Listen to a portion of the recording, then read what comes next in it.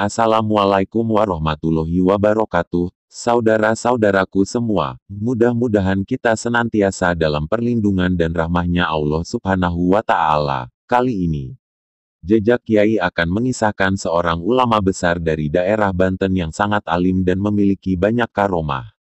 Beliau adalah Syekh Muhammad Nawawi Al-Bantani. Nama lengkapnya ialah Abu Abdul Mukti Muhammad Nawawi bin Umar bin Arabi Al-Jawi Al-Bantani.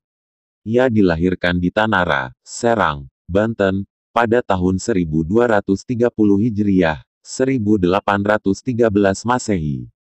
Ayahnya seorang tokoh agama yang sangat disegani. Ia masih punya hubungan nasab dengan Maulana Syarif Hidayatullah atau Sunan Gunung Jati, Cirebon. Pada usia 15 tahun, Nawawi muda pergi belajar ke Tanah Suci Mekah. Karena saat itu Indonesia yang namanya masih Hindia Belanda dijajah oleh Belanda, yang membatasi kegiatan pendidikan di Nusantara. Beberapa tahun kemudian, ia kembali ke Indonesia untuk menyalurkan ilmunya kepada masyarakat. Tak lama ia mengajar, hanya 3 tahun, karena kondisi Nusantara masih sama, di bawah penjajahan oleh Belanda, ia pun kembali ke Makkah dan mengamalkan ilmunya di sana, terutama kepada orang Indonesia yang belajar di sana. Banyak sumber menyatakan Syekh Nawawi wafat di Makkah dan dimakamkan di Malah pada tahun 1314 Hijriah, 1897 Masehi, wallahu alam. Berikut ini adalah beberapa karomah Syekh Nawawi Al-Bantani. 1. Jasad dan kain kafannya masih utuh setelah meninggal bertahun-tahun. Syekh Nawawi adalah satu di antara ulama asal Indonesia yang sangat dihormati di Arab Saudi. Selain karena ilmunya, karomahnya juga pernah membuat geger pemerintah Arab Saudi. Ulama yang merupakan keturunan dari Sunan Gunung Jati itu yakni bernama Syekh Nawawi Al-Bantani. Guru dari Kiai Haji Hashim Asy'ari atau Mbah Hashim yang mendirikan Nahdlatul Ulama dan juga Kiai Haji Ahmad Dahlan yang mendirikan Muhammadiyah ini lahir di Banten dan meninggal di Mekah. Garis nasabnya juga mulia karena terhubung dengan satu di antara Wali Songo. Beliau merupakan satu di antara keturunan dari Sunan Gunung Jati. Diceritakan, pemerintah Arab Saudi mempunyai kebijakan bahwa jenazah yang telah dikubur selama beberapa tahun kuburannya harus digali. Tulang belulang jenazah kemudian diambil dan disatukan dengan tulang belulang mayat lainnya. Selanjutnya semua tulang itu dikuburkan di tempat lain demi efisiensi pemakaman. Lubang kubur yang telah dibongkar akan dibiarkan tetap terbuka hingga datang jenazah berikutnya, terus silih berganti. Kebijakan ini dijalankan tanpa pandang bulu.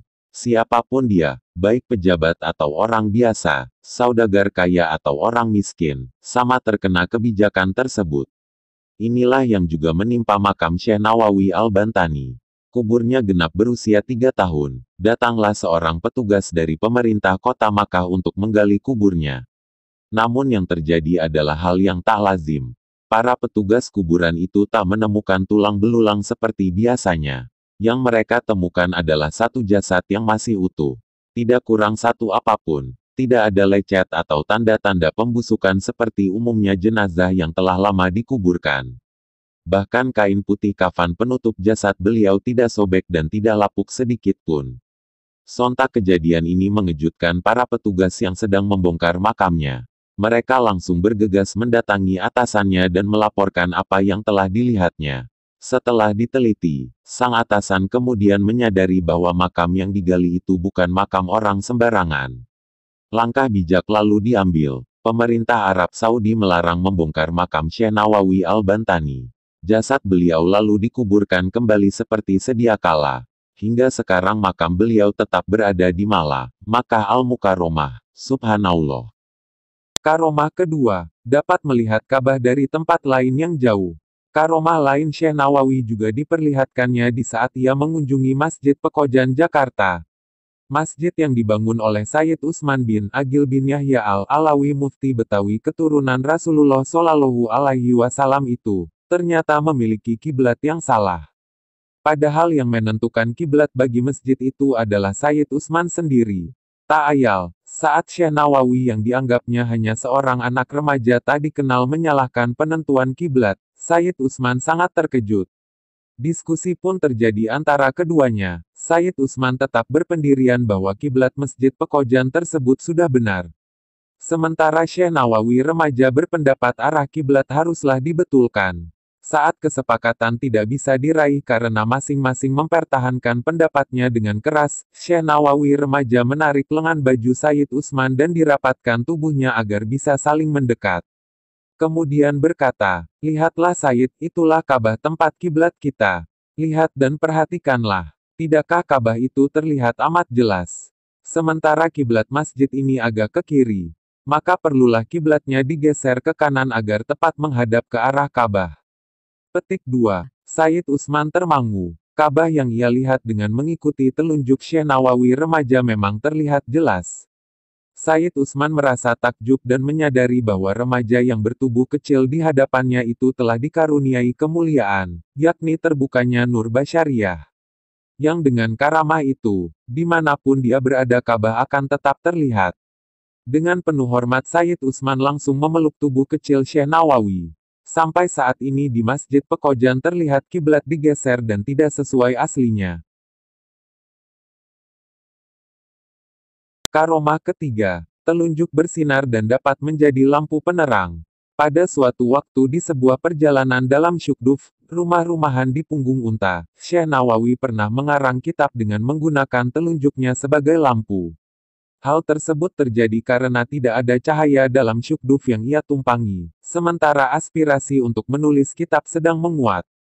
Syekh Nawawi kemudian berdoa kepada Allah agar telunjuk kirinya dapat menjadi lampu, menerangi jari kanan yang akan digunakannya untuk menulis. Dan kemudian lahirlah kitab dengan nama Maraki al-Ubudiyah Syarah Matan Bidayah al-Hidayah. Karomah keempat, memetik buah rambutan dijawab ketika beliau ada di Makkah. Suatu masa menjelang abad ke-20 di pesantren Nasr al-Ma'arif Adiniyah, Masjidil Haram, Makkah, Syekh Nawawi tengah menerangkan pada para santrinya terkait puasa Ramadan. Mengingat hadits Nabi Shallallahu Alaihi Wasallam tentang memakan kurma ketika berbuka, saya beritahu kalian, di negeri saya juga ada buah yang tak kalah manis dengan kurma, ucap Syekh Nawawi.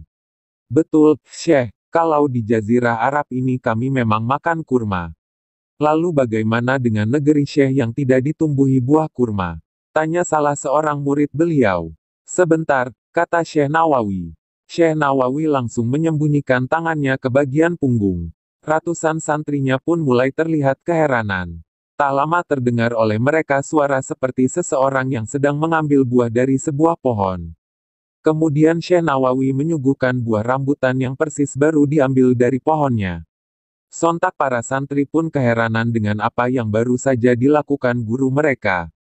Nah, ini yang saya makan pertama kali ketika berbuka puasa di Jawa Tanara, Banten. Silakan dicicipi, ujar Syekh Nawawi sambil membagikan rambutan tersebut kepada para santrinya. Subhanallah. Karomah kelima, mengambil belut Jawa dengan tangannya, ketika beliau masih di Makkah. Syekh Nawawi adalah seorang alim yang seumur-umur tidak pernah memakan ikan jenis apapun. Suatu ketika, seorang Arab tidak disebutkan namanya, mengejek kebiasaan orang Nusantara. Ia mengatakan orang Nusantara itu memakan barang haram, yaitu belut. Menurut orang Arab itu, belut adalah ular, maka hukumnya haram. Meski Syekh Nawawi tak pernah memakan belut, ia yakin hewan yang umum dimakan di tanah kelahirannya itu halal. Maka ia mengatakan kepada orang Arab bahwa belut halal. Orang Arab menolak pendapat itu. Karena kehabisan cara untuk menjelaskan, Syekh Nawawi memukulkan tangannya ke dalam pasir di hadapan orang itu. Tangannya langsung menelusup seperti ke dalam lumpur. Ia mengambil sesuatu. Ketika tangannya diangkat kembali, seekor belut berada dalam genggamannya. Lalu ia menunjukkan kepada orang itu. Inilah belut yang dimakan orang Nusantara. Beda dengan ular. Syekh Nawawi menjelaskan perbedaan ular dan belut terletak pada insangnya. Karena belut memiliki insang, maka hukumnya seperti ikan. Wallahu alam bishawab. Itulah sebagian kisah karomah dari kewalian Syekh Nawawi. Semoga kita bisa mengambil hikmah dan faedahnya. Amin.